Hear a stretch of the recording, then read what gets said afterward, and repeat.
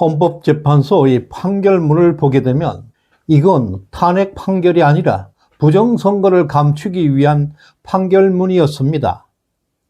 윤 대통령은 선거 조작의 의혹을 밝히기 위해서 비상계엄을 선포했습니다. 선관위에 비상계엄군까지 투입한 것입니다.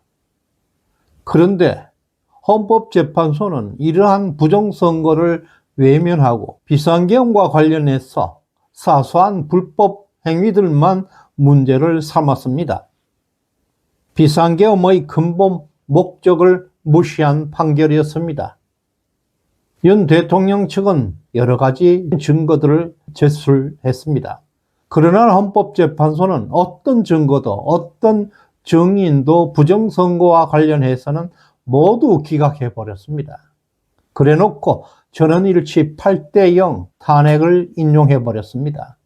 처음부터 정당한 심리를 이어갈 생각도 없었습니다. 이것이야말로 사법 구태타입니다. 헌법재판소는 부정선거 검증을 끝까지 거부하고 진실 규명을 원천 차단하는 데 급급했습니다. 이번 탄핵 판결의 본질은 헌법재판소만의 문제는 아닙니다. 대법원 그리고 헌재는 제도상 별개이지만 그 구조와 정서는 이미 같은 방향으로 기울어져 있었습니다. 더구나 헌법재판관 8명 중에서 6명이 과거에 선거관리위원장을 지낸 경력들이 있었습니다. 선관위의 부정선거 문제를 헌재가 심판한다는 구조가 정말 웃기지 않습니까? 이미 재판 시작 전부터 부정선거 의혹은 철저하게 차단되고 있었습니다. 대법원 노태학은 지금 중앙선관위 위원장을 겸직하고 있습니다. 선거를 총괄하는 자가 판결도 함께 쥐고 있다는 것은 이건 정말 코미디 같은 일입니다. 또한 천대엽 대법관은 2020년 총선에서 가장 심각했던 인천 연수울의 선거 무효 소송, 그 많은 증거에도 불구하고 그 진상 하나 밝힌 것이 없습니다. 또한 2020년 총선 이후에 제기되었던 120여 건의 선거 무효 소송 그리고 증거 조사조차 모두 기각되었습니다. 이쯤 되면 감시자가 아니라 공범들입니다. 이런 구조 속에서 헌법재판소가 내린 탄핵 판결은 그게 과연 중립적이라 할 수 있겠습니까? 공정성이 보장되어 있겠습니까? 이제 60일 후면 조기 대선은 실시됩니다. 이번 조기 대선은 헌재가 만든 선거입니다. 헌법에 따라 치러지는 선거는 전혀 아닙니다. 단지 이재명을 위한 대선입니다. 헌법재판소는 부정선거 검증을 전면 차단하고 부정선거 의혹을 제기했던 윤석열 대통령을 전격 파면했습니다. 조작 의혹을 영원히 묻기 위한 의도로서 공범들입니다. 다시 국민 주권을 되찾는 저항의 선거로 만들어야 합니다. 부정선거의 진실을 밝히는 마지막 선거가 될 수도 있습니다. 지금 좌파 진영은 사실상 이재명의 당선을 전제로 모든 선거 체제를 구축해 놓고 있습니다. 하지만 민심은 그렇게 호락호락하지 않습니다. 국민은 이재명을 가장 위험한 인물로 인식하고 있습니다. 지난 3월 데일리안 조사에 따르면 가장 폭력적인 정치인은 누구인가? 라는 질문에 1위가 이재명이었습니다. 그리고 1월에 YTN 조사에 따르면 정치인 비호감도 1위가 역시 이재명이었습니다. 무려 47% 비호감도였습니다. 국민의 절반 가까이 이재명을 싫어합니다. 이 정도면 저주에 가까운 수치입니다. 단순한 비호감이 아니라 국민이 신뢰를 거둔 상태입니다. 문제는 이런 후보가 좌파의 유일한 카드라는 것입니다. 이것이야말로 우리들에게는 절호의 기회일 수가 있습니다.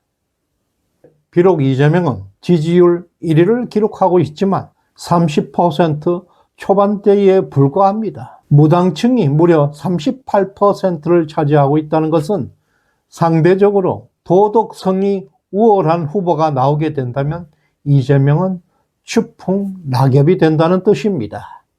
그리고 2017년 박근혜 대통령의 탄핵 당시 대선에서 보수 우파는 지리멸렬, 분열로 자멸했습니다. 당시 홍준표, 안철수, 유승민이라는 세 후보가 나와서 총 51.8%를 득표했습니다.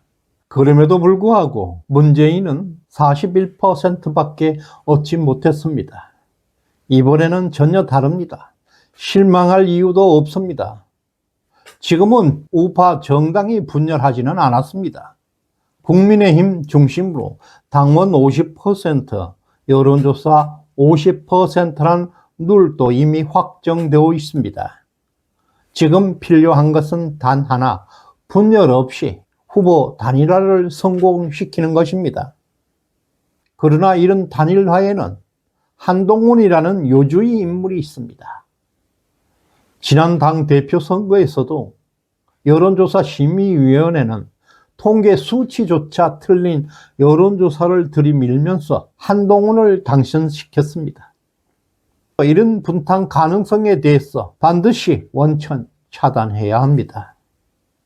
그리고 지금 윤석열 대통령의 지지율이 여전히 40% 후반대를 유지하고 있습니다. 그 반면에 이재명은 국민 비호감도 1위에서 민주당 단일 후보입니다. 사실상 민주당은 경선다운 경선조차 없을 것입니다. 우리 쪽에서 뜨거운 경선을 치르고 나면 다시 한번 기적이 일어나는 것입니다. 광화문을 중심으로 전국에 태극기 세력이 다시 결집하고 있습니다. 특히 2030 청년 세대가 일방적으로 가세하고 있습니다. 이들은 조국 사태, 대통령 탄핵까지 모두 지켜본 세대들입니다. 청년들이 이제 민주당과 그리고 이재명의 실체를 정확하게 꿰뚫고 있습니다. 우리는 탄핵에 위축될 이유가 없습니다.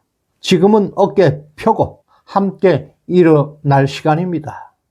지금은 결집의 시간입니다. 이번 대선 반드시 이기게 되어 있습니다.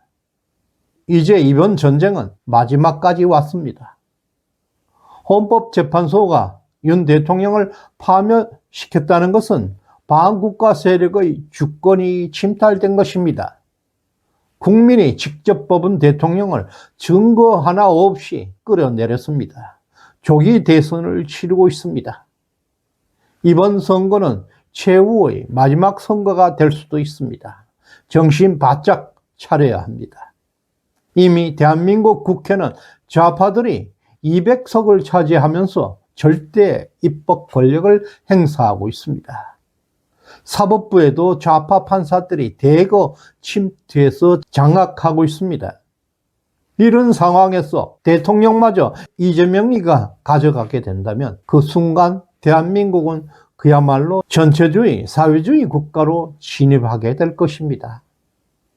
작년 미국 대선에서 트럼프 진영은 부정선거를 차단하기 위해서 법률팀과 감시조직을 총동원했습니다. 6,000명이 넘는 변호사를 투입했고 수십만 명의 감시요원들이 현장을 지켰습니다. 그 투쟁의 결과는 결국 승리를 만들어냈습니다.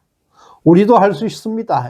이번 대선은 조작을 원천 차단해야 이길 수 있습니다. 부정선거를 막는 것이 곧 승리의 방정식입니다. 지금부터 행동이 필요합니다. 사전투표는 절대 하지 말고 사전투표장마다 대대적인 감시단을 구성해서 출입자 수, 투표함 이동 영상 등을 기록해 두어야 합니다. 황교안 대표의 부정선거 방지대, 부방대에 젊은 감시 인력을 모집하고 있습니다. 청년들에게 간절히 부탁드립니다. 새로운 조직을 할 시간적 여유도 없습니다. 부방대에 적극적으로 참여해 주시기를 부탁드립니다. 이번 선거에서도 좌파 진영은 필사적으로 부정선거를 감행할 것입니다. 그 강도만큼 부정선거의 증거들이 마구마구 쏟아질 것입니다. 갑작스럽게 치러지는 이번 조기 대선은 부정선거를 준비할 시간도 그들에게는 부족했습니다. 그만큼 이번 선거는 허술하게 치러질 것입니다. 이재명은 부정선거 아니면 절대 당선될 수 없는 후보입니다. 지금 반국가 세력은 2판, 4판 부정선거를 준비하고 있을 것입니다. 우리는 부정선거 하나만 차단하게 되면 반드시 승리하게 되어 있습니다. 미국 트럼프가 이겼듯이 우리도 이기게 되어 있습니다. 파이팅 합시다. 우리나라 절대로 반국가 세력에게 무너지지 않게 되어 있습니다. 시대정신연구소에 후원해 주신 안진호님, 이두영님 진심으로 감사드립니다. 구독, 좋아요 쿵 눌러주시길 바랍니다. 고맙습니다.